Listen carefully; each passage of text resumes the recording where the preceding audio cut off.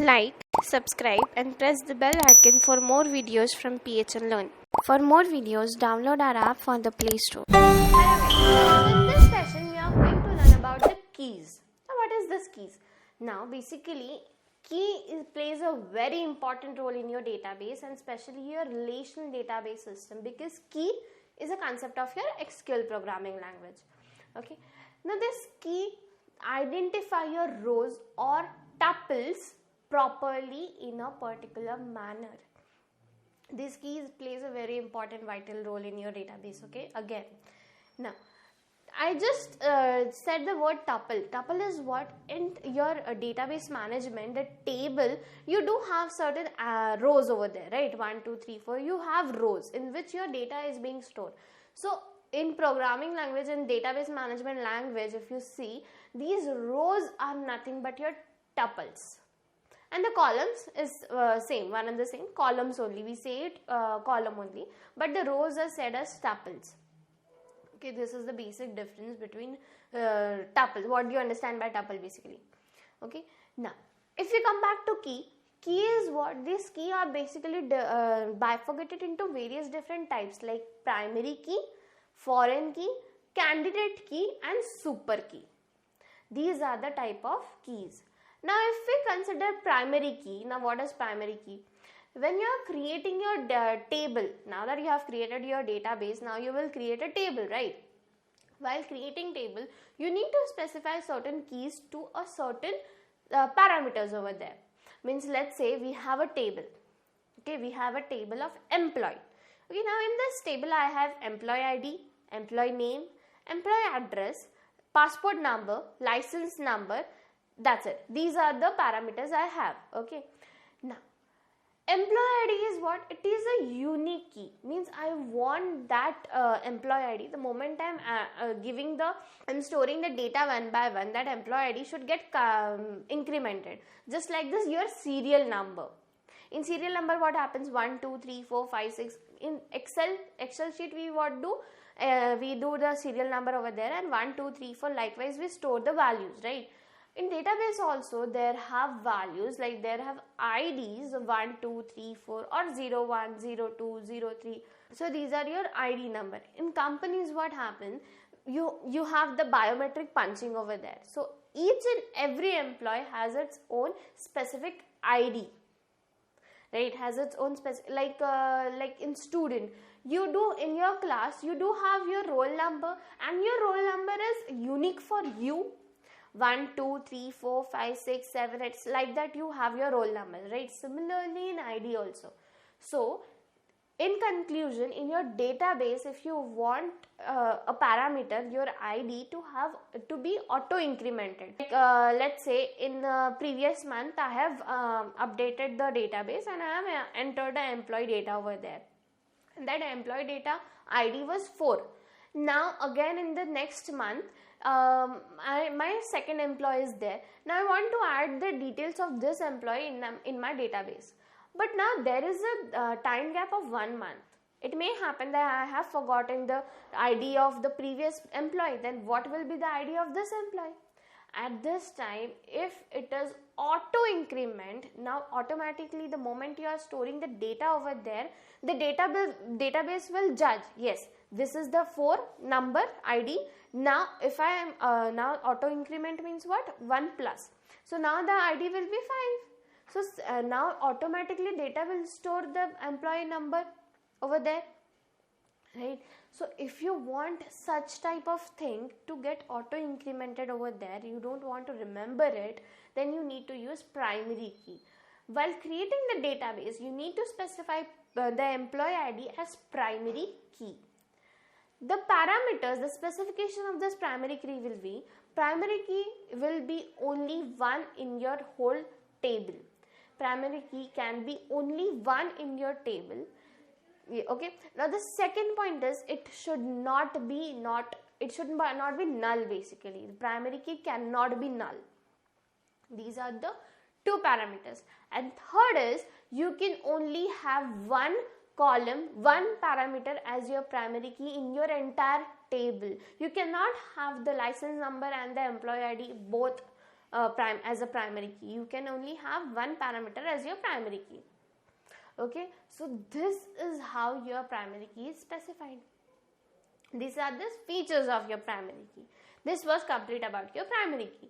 Now if we consider foreign key, now what happens? Now here I have an employee table. Now again I have a student table. Okay, and in student roll number, student mark, student address, student name, I have certain parameters over there. Now here I have student. Okay, now student, I want to access student address from this table, and I want to access this student address from this table to the my employee table. Now what I'm doing here, student address is a column in this table, but student address isn't any column over here. I want to access all the data which is there in student column, student address column in my employee table. At this time there will be a foreign key. Foreign means what? From the name only you can suggest that it is a something outside the bound. We every time say that this is the foreign student, means what? He has come outside our country, right, and then studying here. Similarly in databases also, foreign key means what? Outside the table. If you want to access one parameter, one attribute from the table to the in the another table, then you need to use that parameter. You need to specify that parameter as a foreign key. When you are creating this table, this employee database employee table, at that time you need to specify foreign key student address from table name. We will see in depth how we can use it, but basically for now you have to understand what is foreign key. Foreign key is nothing but whenever you want to access a column from another table to one table, then you have to specify that column as your foreign key. This was your foreign key. Okay, now again next thing is your next key type is your candidate key. Candidate key means what? It specifies the unique tuples in your data, in your table. Okay, if you consider again this employee table, here the license number and the passport can be judged as your candidate key, because each and every person have a separate passport number and have a separate license number. Let's take an example as if I have a passport. I have my own passport and my friend also is having his own passport. Now will be my passport number and his passport number will be same? No, right? That is not possible, because each and every person has its own unique passport number as well as license number, right? So now from this table I can say that passport number and the license number, I can say it as a candidate key. And remember, candidate key cannot be your primary key. Okay, so this is what your candidate key, with the rows which have a unique identity, which cannot be repeated for each and every person. That rows, that attributes we can say those as a candidate key. Now this was your candidate key. Now again lastly we have super key.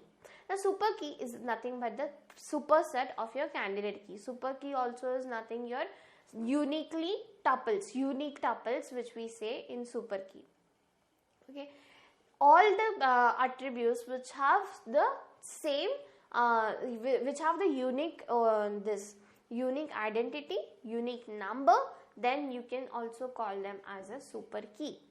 Candidate key satisfies some attributes, but super key, as it is a superset of candidate key, super key supports each and every unique attributes in itself. This is the difference between candidate and super key. Now you just need to know what are these bifurcations of key and what basically individual key does. Means what is primary, what is foreign, what is candidate, and what is super. Individually we will see these complete keys in our further tutorials, but for now primary key is what it is. Whenever we want to auto increment it, we have to use primary key, and it will be unique in one single table. It will be only one, there will be only one primary key. We cannot repeat the primary keys. Okay, Now the second is your foreign key. Whenever you want to use a attribute from the another table, then you have to specify it as a foreign key because it is coming from the different table, right? Okay. Now that candidate key is what? Whenever you have a certain attributes of unique, which have a unique number, which cannot be repeated for each and every person, then you have to use candidate. Candidate can be used for only some of the attributes, but if you want to use for each and every attributes, you want to specify uniquely to them, then you have to use super key over there.